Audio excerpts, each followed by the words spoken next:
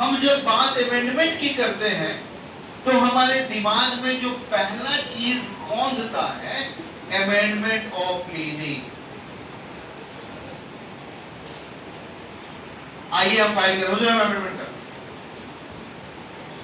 CPC भी amendment की बात करता है, लेकिन सीपीसी कहां कहां अमेंडमेंट की बात करता है ये देखिए।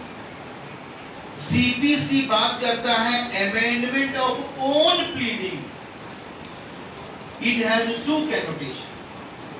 अगर सीपीसी में लिखा है ऑर्डर 6 रूल 17 में कि अमेंडमेंट ऑफ ओन प्लीडिंग, इसका दो कैनोटेशन है। The first connotation is amendment by the plaintiff in the plaint,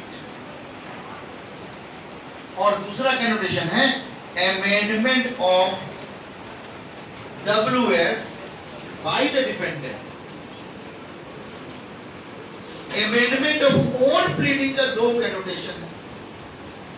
अब अमेंडमेंट ऑफ अदर्स प्लीडिंग, इसका भी दो connotation. Amendment by the plaintiff of the WS, amendment by the defendant of the plaintiff, amendment of others pleading। अब CPC यही शांत नहीं है, वो कहता है कि साहब amendment of issue, order 14 rule 5, issue भी अमेंड हो सकता है, फिर भी सीपीसी शांत नहीं। कहता है कि साहब amendment of judgement, amendment of order, amendment of decree, section 152 153, उसमें एक शब्द और भी है, अमेंडमेंट ऑफ स्टेज। जब हमने पहली बार ये शब्द देखा अमेंडमेंट ऑफ स्टेज, मैंने 10 जगह पूछा कि अमेंडमेंट ऑफ स्टेज क्या है, और हमको 10 साल के बाद इसका आंसर मिला कि अमेंडमेंट ऑफ स्टेज क्या है। Amendment in the memorandum of appeal, amendment in the execution, amendment in the second appeal.